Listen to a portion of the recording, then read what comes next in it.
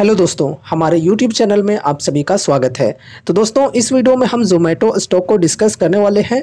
Zomato stock के अंदर कुछ मशहूर ब्रोकरेज फर्म्स के द्वारा अलग अलग रेटिंग्स एंड टारगेट्स दिए जा रहे हैं, जिन्हें अभी हम डिस्कस करेंगे। साथ ही साथ स्टॉक की fundamentals, valuation, profit growth, sales growth, share holding patterns, technical सब कुछ डिस्कस करेंगे।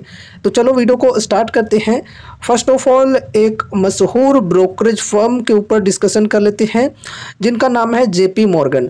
तो जेपी मॉर्गन के द्वारा स्टॉक के अंदर बाई की रेटिंग दी गई है एंड टारगेट दी गई है यहाँ पर 40% अपसाइड की।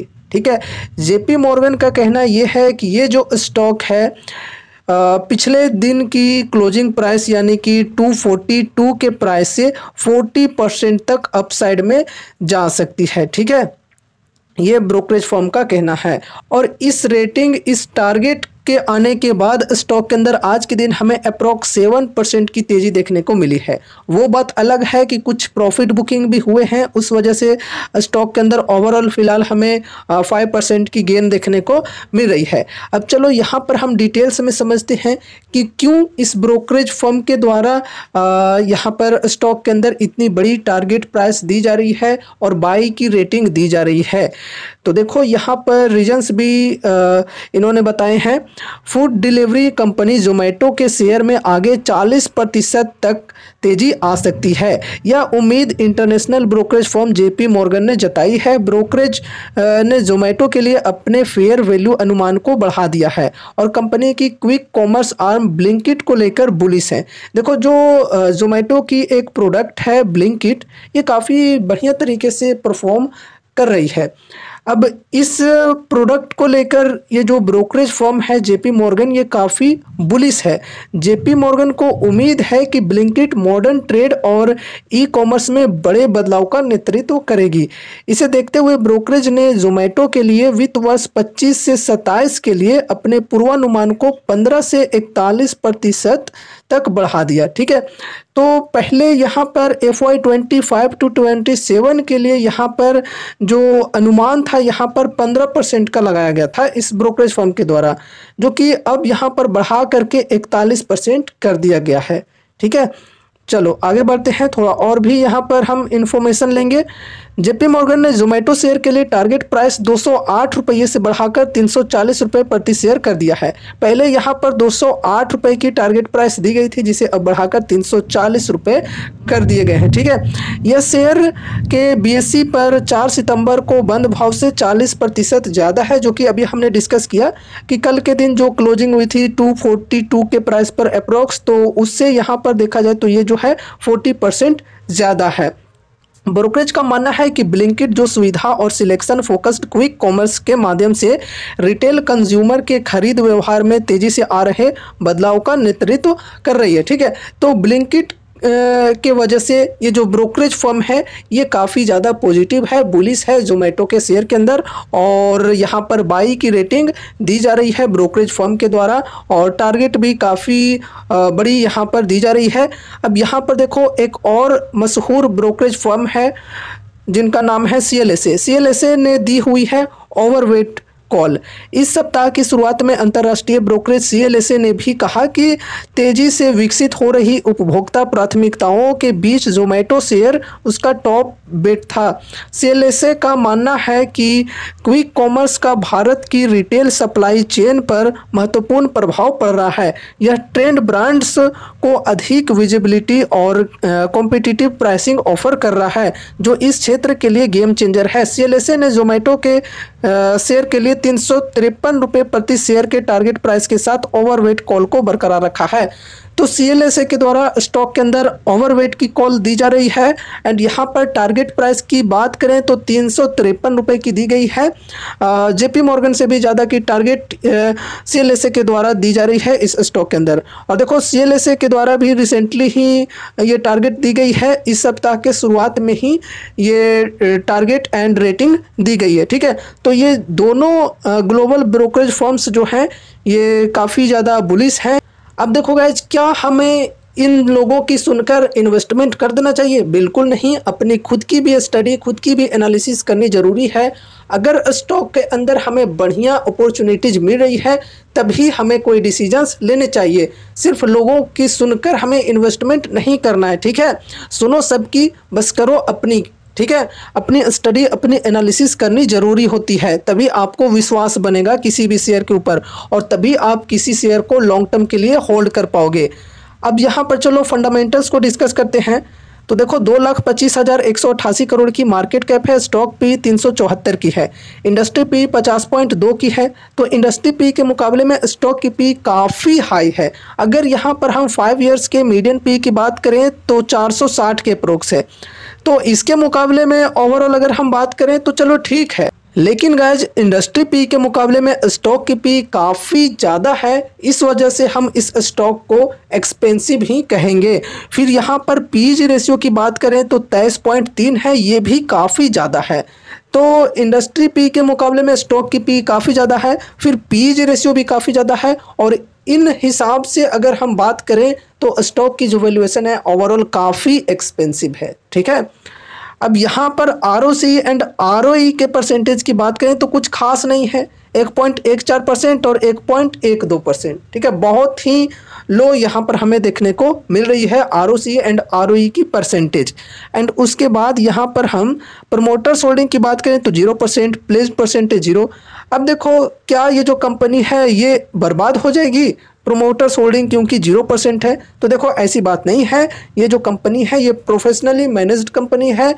इनके अंदर FIIs के होल्डिंग्स की बात की जाए तो 50% प्लस है, DIs की भी अच्छी खासी होल्डिंग है, तो वैसी कुछ प्रॉब्लम वाली बात नहीं है, प्रोफेशनली मैनेज्ड कंपनी है ये।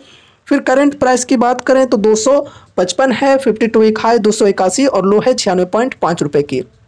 बुक वैल्यू 23.1 रुपये की, डेप्ट है 749 करोड़ की और डेप्ट इक्विटी 0.04। डेप्ट कुछ खास नहीं है, डेप्ट इक्विटी देखो बहुत ही बढ़िया यहाँ पर देखने को मिल रही है। फिर यहाँ पर फ्री कैश फ्लो की बात करें तो 444 करोड़, चलो ठीक है। डिविडेंड यील्ड 0%, फेस वैल्यू 1 रुपये की, EPS है 0.69 की। फंडामेंटल्स की ओवरऑल बात करें तो यार कुछ खास नहीं है और बहुत ही ज़्यादा बेकार भी नहीं कहेंगे और बहुत ही ज़्यादा अच्छा भी नहीं कहेंगे, ठीक है। वैल्यूएशन यहाँ पर काफ़ी एक्सपेंसिव है स्टॉक की। अब चलो यहाँ पर हम स्टॉक की प्रॉफिट एंड लॉस स्टेटमेंट को भी डिस्कस करते हैं। तो देखो इनकी सेल्स की अगर बात करें तो सेल्स के अंदर हमें बढ़िया कंसिस्टेंसी देखने को मिल जाती है। देखो यहाँ पर 2018 से TTM तक की डेटा है एंड यहाँ पर सिर्फ अगर हम 2021 को छोड़कर देखें तो बाकी सभी में बहुत ही बढ़िया ग्रोथ देखने को मिल रही है। देख सकते हो यहाँ पर 466 करोड़, फिर 1313, 2605, फिर यहाँ पर थोड़ी सी गिरावट हमें देखने को मिल गई, फिर यहाँ पर बढ़कर 4192, फिर 7079, फिर 12114 और फिर TTM में 13904। एकदम डबल होकर, डबल से ज़्यादा होकर जो इनकी सेल्स हैं ये बढ़ी हैं पास्ट में। अगर हम OPM की बात करें तो OPM के अंदर हमें बहुत ही ख़राब स्थिति देखने को मिली है पास्ट में। देख सकते हो यहाँ पर माइनस में है, -20%, -171%, -88%। अब की यहाँ पर अगर हम बात करें तो FY24 में 0% थी OPM, लेकिन फिर TTM की अगर हम बात करें तो TTM के अंदर 2% की गेन हमें देखने को मिल रही है OPM की परसेंटेज में। चलो ठीक है, माइनस में थी जो कि प्लस में आ चुकी है यहाँ पर OPM की परसेंटेज। अब यहाँ पर नेट प्रॉफिट की बात करें तो नेट प्रॉफिट के अंदर भी हमें पास्ट में काफ़ी ज़्यादा नेगेटिव तौर पे देखने को मिले हैं। देख सकते हो यहाँ पर -107 करोड़, -1010, फिर -2386, -1222, यहाँ तक हमें माइनस में देखने को मिले हैं, ठीक है। 2023 तक, 2024 से यहाँ पर हमें प्लस में देखने को मिले हैं नेट प्रॉफिट्स के अंदर, ठीक है। 351 और फिर 602 करोड़ TTM में।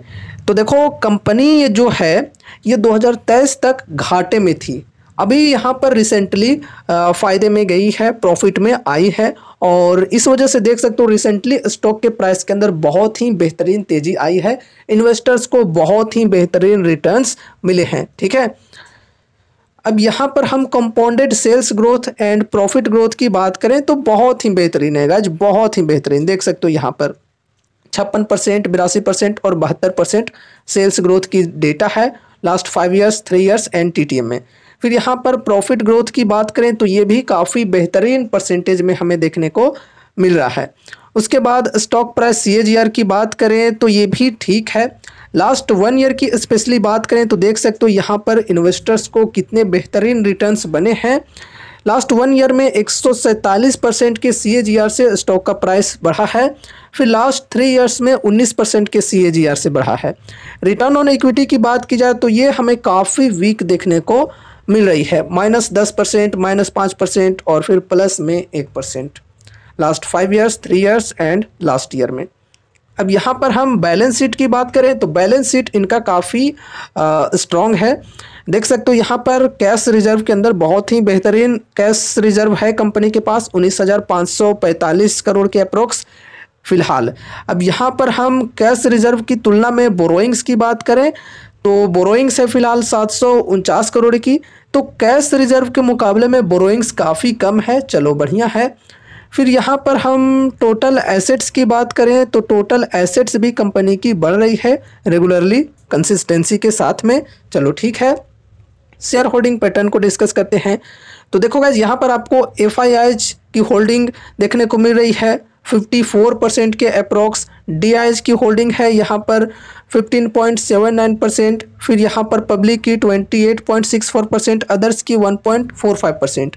लेकिन यहाँ पर प्रमोटर्स की होल्डिंग देखने को नहीं मिल रही है। तो क्या ये कंपनी बेकार हो गई? बिल्कुल नहीं, ये जो कंपनी है प्रोफेशनली मैनेज्ड कंपनी है। और यहाँ पर देख सकते हो बड़े बड़े इंस्टीट्यूशंस जो हैं FIIs, NDIs, इनकी होल्डिंग्स काफ़ी बेहतरीन है स्टॉक के अंदर। हालांकि पब्लिक की भी होल्डिंग काफ़ी ज़्यादा है एंड अदर्स की होल्डिंग की बात की जाए तो अदर्स में थोड़ी सी होल्डिंग है, ठीक है। तो शेयर होल्डिंग पैटर्न की ओवरऑल बात करें तो चलो बढ़िया है। ओवरऑल स्टॉक की बात की जाए तो बढ़िया है एंड यहाँ पर हमने कंपनी की sales growth and profit growth की बात की, वो भी बहुत ही बेहतरीन है। अब देखो अगर किन्हीं को लॉन्ग टर्म के लिए यहाँ पर इन्वेस्टमेंट करना है और ये जो ब्रोकरेज फर्म्स हैं इनके द्वारा इस प्रकार की रेटिंग्स एंड टारगेट्स दिए जा रहे हैं तो क्या अब यहाँ पर हमें छलांग लगा देना चाहिए? जी नहीं। जैसा कि हमने बोला कि यार सुनो सबकी करो अपनी, तो अपनी स्टडी अपनी एनालिसिस भी करनी ज़रूरी होती है। कोई भी प्राइस पर बाइंग करना काफ़ी रिस्की हो सकता है। यहाँ पर अगर हम अभी की बात करें तो अभी कुछ खास डिस्काउंट यहाँ पर नहीं मिल रही है। 52 वीक हाई के लेवल से करंट प्राइस तक की बात करें तो 8-10% की डिस्काउंट मिल रही है।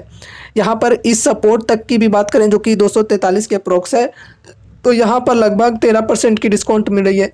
अगर किन्हीं को ये डिस्काउंट पसंद है तो यहाँ पर SIP की शुरुआत करके चल सकते हैं। एक छोटी सी अमाउंट के साथ यहाँ पर इन्वेस्टिंग की शुरुआत कर सकते हैं और फिर अगर गिरावटें कंटिन्यू रहती हैं तो हर 5 से 10% की डिप पर ऐड ऑन करके चल सकते हैं। अब देखो गाइज पर्सनली अगर मैं अपनी बताऊं यहाँ पर तो मैं कब इन्वेस्टमेंट करूँगा अगर मुझे करना होता तो देखो गाइज यहाँ पर एटलीस्ट मुझे 15 से 20% की डिस्काउंट तो चाहिए ही फर्स्ट SIP करने के लिए, और उस प्रकार की डिस्काउंट फ़िलहाल अभी नहीं मिल रही है तो मैं थोड़ा वेट एंड वॉच करूँगा पेशेंस रखकर।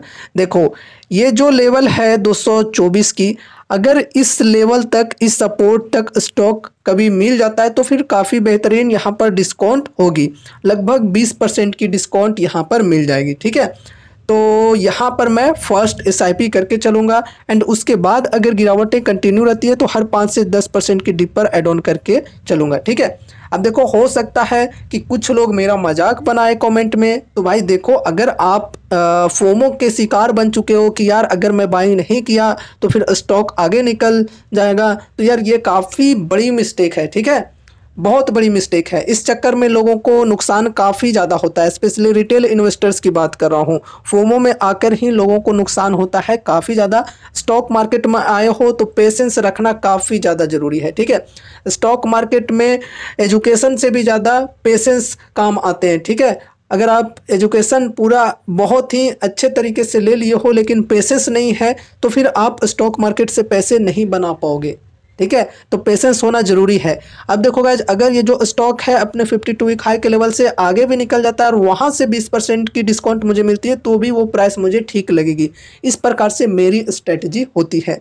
अब देखो कहने का मतलब यहाँ पर मेरा ये नहीं है कि आप मेरे स्ट्रेटजी के अनुसार चलो। अगर आपकी स्टडी आपकी एनालिसिस कहती है कि हाँ इस प्राइस पर मैं बाइंग कर सकता हूँ, मुझे ठीक लग रहा है, तो फिर आप कर सकते हो। क्योंकि यहाँ पर आप सभी को मैं इस स्टॉक से रिलेटेड कोई भी बाय या सेल की क्वालिटी पे रिकमेंडेशंस नहीं दे रहा हूँ। यहाँ पर जो भी चीज़ें हम डिस्कस कर रहे हैं वो सिर्फ और सिर्फ एजुकेशनल पर्पज़ से कर रहे हैं, ठीक है। एंड ये रही हमारी आज की वीडियो ज़ोमैटो शेयर से रिलेटेड। उम्मीद है कि इस वीडियो के माध्यम से आपको कुछ यूजफुल इन्फॉर्मेशंस मिले होंगे। तो वीडियो को लाइक करके चैनल को सब्सक्राइब कर देना और मिलते हैं अगले नए वीडियोज़ के साथ। तब तक के लिए बाय बाय।